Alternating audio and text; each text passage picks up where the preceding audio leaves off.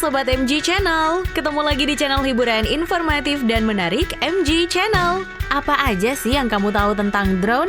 Drone ini terkenal untuk mengambil gambar dari sudut dan tempat-tempat yang tidak dijangkau secara fisik. Drone masa kini bahkan bisa dikendalikan menggunakan smartphone. Wah, keren ya! Selain untuk mengambil gambar di udara, drone juga bisa digunakan untuk menyelam ke bawah air loh.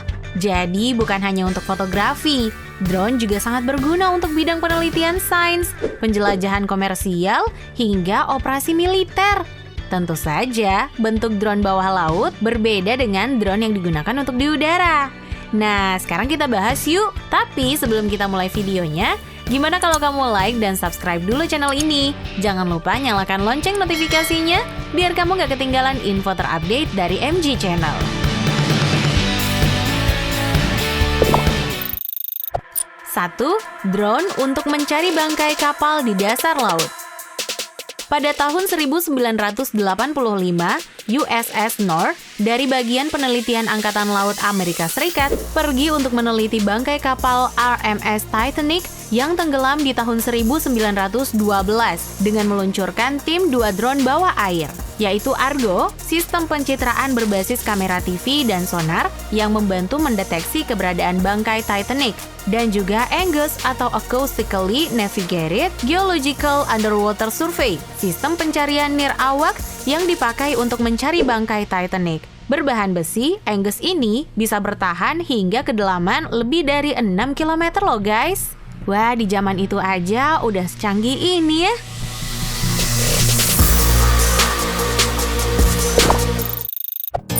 Dua, drone untuk menemani kegiatan menyelam tanpa harus ikut menyelam. Dengan ukurannya yang kecil, drone ini tidak perlu kapal yang besar agar bisa dioperasikan guys. Karena asinnya air laut, maka komunikasi radio amat sulit dilakukan di bawah laut. Makanya, drone ini dihubungkan dengan kabel menuju pusat operator. Salah satu contoh drone ini adalah buatan Deep Tracker. ROV Deep Tracker tersambung dengan kabel ke remote kendali sehingga bisa dikendalikan dari darat atau saat menyelam ke bawah air. Dapat dimodifikasi, ROV tersebut dapat dipasang dengan sistem sonar sehingga bisa melihat ke perairan yang gelap atau keruh.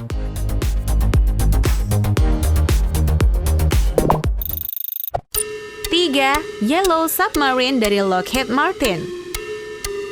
Bukan lagu The Beatles ya. Kapal selam mini berwarna kuning bernama Merlin ini adalah Autonomous Underwater Vehicle atau AUV, produksi Lockheed Martin. Merlin bertugas untuk operasi lepas pantai dan memperbaiki pipa bawah laut.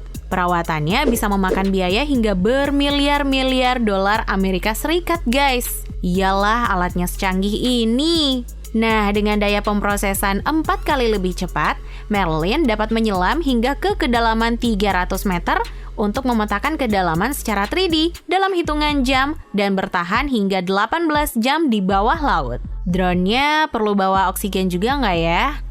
Kayaknya sih enggak. Soalnya kan drone-nya nggak perlu bernafas.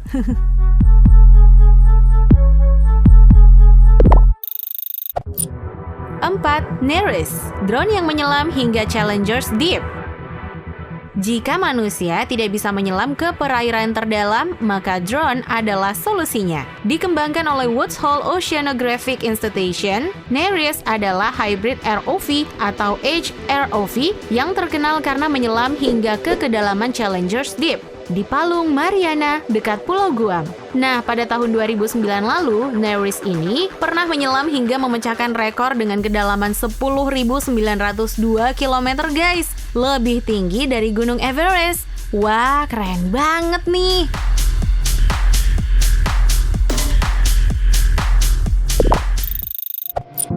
5. Wave Glider, mengarungi laut lebih dari drone manapun. Dikembangkan oleh perusahaan Liquid Robotics dari California, Wave Glider telah menempuh lebih dari 2,2 juta kilometer. Drone ini terdiri dari sebuah papan selancar dan kapal selam mini yang menggantung di bawah air hingga 8 meter. Sesuai namanya, Wave Glider memanfaatkan ombak air laut untuk berlayar guys. Selain ombak, Wave Glider juga menggunakan tenaga surya, sehingga ramah lingkungan. Dengan begitu, Wave Glider bisa digunakan untuk memantau ekosistem laut, pertahanan maritim, dan operasi minyak dan gas lepas pantai.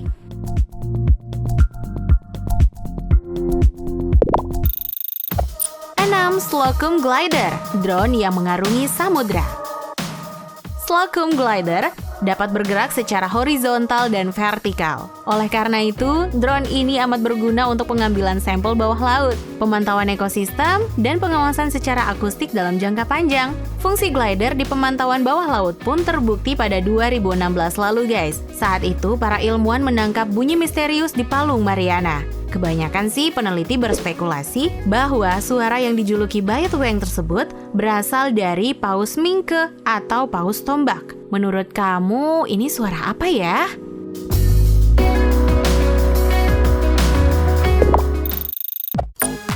Tujuh, sesuai namanya, Mantabot mirip dengan ikan pari. Mengadopsi desain ikan Kaunos mantarei yang elegan dan efisien, para peneliti dari University of Virginia di tahun 2012 lalu membuat Mantabot yang disponsori oleh Angkatan Laut Amerika Serikat. Dari segi teknis sih, Mantabot ini memiliki kamera beresolusi tinggi untuk mengirimkan gambar pada pusat kendali dan juga sensor pada bodinya sehingga bisa mempertahankan gaya renangnya guys. Selain itu, sekali isi daya, Mantabot ini dapat berenang hingga 5 km. Wah, keren ya! Secara saintifik, tujuan utama pembuatan Mantabot ini adalah sebagai alat untuk mengambil sampel bawah laut. Sementara secara militer, Mantabot akan digunakan untuk mengawasi keadaan perairan.